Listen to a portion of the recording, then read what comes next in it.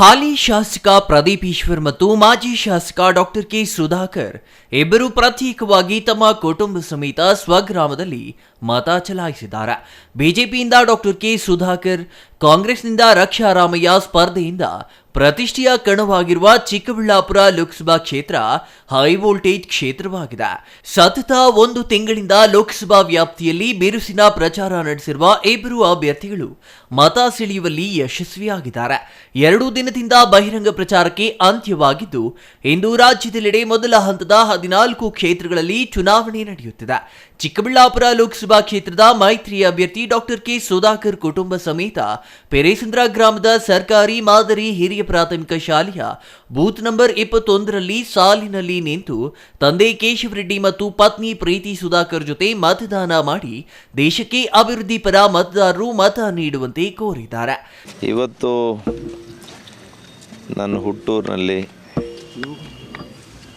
ಇವತ್ತು ನಾನು, ನಮ್ಮ ಪತ್ನಿಯವರು, ನನ್ನ ತಂದೆಯವರು ಮೂವರು ಹೋಗಿ ಮತದಾನವನ್ನು ಇವತ್ತು ಮಾಡಿದ್ದೇವೆ.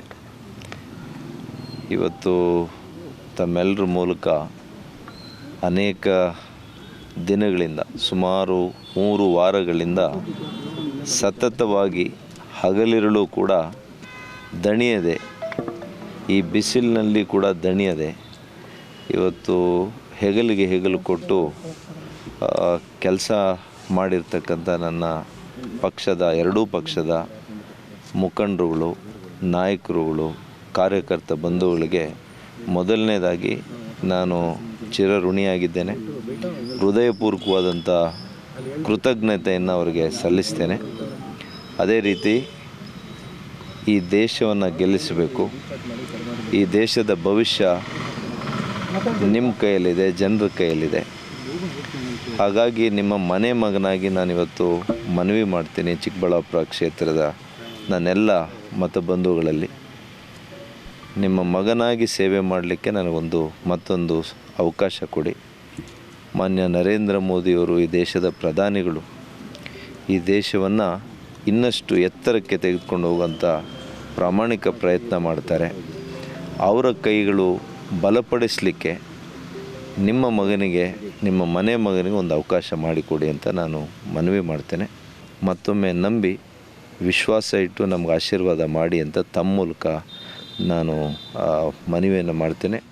ಕೆಲಸದಲ್ಲಿ ಡಾಕ್ಟರ್ ಸುಧಾಕರ್ ಮಾಡಿರ್ತಕ್ಕಂಥ ಕೆಲಸಗಳನ್ನು, ಈ ಕ್ಷೇತ್ರದಲ್ಲಿ ಮಾಡಿರ್ತಕ್ಕಂಥ ಕೆಲಸಗಳನ್ನು ಬೇರೆ ಕ್ಷೇತ್ರದವರೆಲ್ಲನೂ ಗಮನಿಸಿ, ಏನೇ ಆಗಲಿ ಸುಧಾಕರ್ ಒಳ್ಳೆಯ ಕೆಲಸ ಮಾಡ್ತಾನೆ, ಅದರಿಂದ ನಾವು ಏನೇ ಆಗಲಿ BJPಗೆ ಮತ ಕೊಡ್ತೀವಿ ಅನ್ನೋ ಮಾತು ಬರ್ತಾಯಿದೆ. ಎಲ್ಲ ಜನಾಂಗದವರು ಕೆಲಸ ಮಾಡ್ತಾಯಿದ್ದಾರೆ. ಅದರಿಂದ ನಾವು ಸುಮಾರು ಪ್ರಚಾರ ಮಾಡಿದ್ದೀವಿ. ನನಗೆ ಗೊತ್ತಾದಂಗೆ ಈ ಸಲ ಎಲ್ಲ 26-27 ಕ್ಷೇತ್ರದಲ್ಲೂ ನಾವು ಗೆಲ್ತೀವಿ ಅನ್ನೋದಕ್ಕಂಥ ಒಂದು ಮನಸ್ಸು ಹೇಳ್ತಾರೆ. ಮೋದಿ ಮೋದಿ, ಈ ದೇಶಕ್ಕೆ ಬೇಕಾಗಿರೋದು ಮೋದಿ ಅಂತ ಹೇಳ್ತಾರೆ. ಆಮೇಲೆ ಡಾಕ್ಟ್ರು ಒಳ್ಳೆ ಕೆಲಸ ಮಾಡಿದ್ದಾರೆ ಅಂತಕ್ಕಂಥದ್ದನ್ನು ಜನ ಹೇಳೋದು. ಬೇರೆ ಕಡೆ ಕ್ಷೇತ್ರಗಳಲ್ಲಿ ಅವ್ರಿಗೇನೋ ಚಿಕ್ಕಬಳ್ಳಾಪುರ ಡೆವಲಪ್ ಮಾಡಿದ್ದಾರೆ ಅನ್ನತಕ್ಕಂಥ ವಿಷಯದಲ್ಲಿ ಅವ್ರು ಪ್ರತಿಯೊಬ್ಬರು ಹೇಳ್ತಾರೆ. ಸುಮಾರು ನಾವು 2 ಲಕ್ಷದ ಮೇಲೆ ಗೆಲ್ತೀವಿ ಅಂತ ಇದು ನಂಬಿಕೆ ಇದೆ ನನಗೆ. ಕಾಂಗ್ರೆಸ್ ಅಭ್ಯರ್ಥಿ ರಕ್ಷಾ ರಾಮಯ್ಯ ಪರ ಬೆನ್ನೆಲುಬಾಗಿ ನಿಂತು ಚಿಕ್ಕಬಳ್ಳಾಪುರ ವಿಧಾನಸಭಾ ಕ್ಷೇತ್ರದಲ್ಲಿ ರಕ್ಷಾ ರಾಮಯ್ಯ ಪರ ಅಬ್ಬರದ ಪ್ರಚಾರ ನಡೆಸಿ ತನ್ನದೇ ರೀತಿಯ ಮಾತುಗಾರಿಕೆಯಿಂದ ಮಾತುಗಳಿಗೆ ಕೈ ಹಾಕಿರುವ ಶಾಸಕ ಪ್ರದೀಪ್ ಈಶ್ವರ್ ಇಂದು ಅವರ ಸ್ವಗ್ರಾಮ ಪೆರೇಸಂದ್ರದ ಸರ್ಕಾರಿ ಮಾದರಿ ಹಿರಿಯ ಪ್ರಾಥಮಿಕ ಶಾಲೆಯಲ್ಲಿ ಬೂತ್ ನಂಬರ್ 21ರಲ್ಲಿ ತಮ್ಮ ಅಪಾರ ಬೆಂಬಲಿಗರೊಂದಿಗೆ ನಡೆದುಕೊಂಡು ಬಂದು ಪತ್ನಿಯ ಜೊತೆ ತೆರಳಿ ಮತ ಚಲಾಯಿಸಿ ಕಾಂಗ್ರೆಸ್ ಅಭ್ಯರ್ಥಿ ರಕ್ಷಾ ರಾಮಯ್ಯ ಗೆಲ್ಲುವ ವಿಶ್ವಾಸ ವ್ಯಕ್ತಪಡಿಸಿದ್ರು. ಮೊದಲನೇದಾಗಿ ಇವತ್ತು ಮತದಾನ ಆಗಿದೆ. ನನ್ನ ಜನ್ಮಭೂಮಿ ಪೆರೇಸಂದ್ರದಲ್ಲಿ ಇವತ್ತು ನಾನು, ನನ್ನ ಶ್ರೀಮತಿ ಮತದಾನ ಮಾಡಿದ್ದೆ. ಸೊ ಚಿಕ್ಕಬಳ್ಳಾಪುರದಲ್ಲಿ ಇವತ್ತು ಒಳ್ಳೆಯ ಮತದಾನ ನಡೆಯುತ್ತೆ ಅಂತ ಭಾವಿಸಿದೆ. ಸೊ ನಮ್ಮ ಅಭ್ಯರ್ಥಿ ರಕ್ಷಾ ರಾಮಯ್ಯನವರು ಗೆಲುವು ಖಂಡಿತ. ಅವ್ರು ಗೆದ್ದೇ ಗೆಲ್ತಾರೆ, ಲೋಕಸಭೆಗೆ ಹೋಗ್ತಾರೆ ಅನ್ನೋದು ನನ್ನ ವಿಶ್ವಾಸ ಸರ್. ಇಲ್ಲ, ನಾನೆಲ್ಲ ಮತದಾರರಲ್ಲೂ ವಿನಂತಿಸ್ತೇನೆ, ಕಂಪ್ಯಾರಿಟಿವ್ಲಿ MLA MP ಎಲೆಕ್ಷನ್ಗೆ ಪೋಲಿಂಗ್ ರೇಟ್ ಕಡಿಮೆ ಇರುತ್ತೆ. ನಾನು ದಯವಿಟ್ಟು ನಗರ ಭಾಗದಲ್ಲಿರೋರು, ಇಲ್ಲಿಂದ ಮೈಗ್ರೇಟ್ ಆಗಿ ಬೇರೆ ಕಡೆ ಕೆಲಸಕ್ಕೆ ಹೋಗಿರೋರು ದಯವಿಟ್ಟು ಒಂದಿನ ಲೀವ್ ಹಾಕಿ ಬಂದು ತಮ್ಮ ಇಷ್ಟವಾದ ಅಭ್ಯರ್ಥಿಗೆ ವೋಟ್ ಹಾಕಿ ಅಂತ ನಾನು ವಿನಂತಿಸ್ತೇನೆ. ನೋಡಿ, ನನ್ನ ಅನಿಸಿಕೆ ಮೊನ್ನೆ 1,85,000ವರೆಗೂ ಪೋಲಿಂಗ್ ಆಗಿತ್ತು, 2,12,000ದಲ್ಲಿ.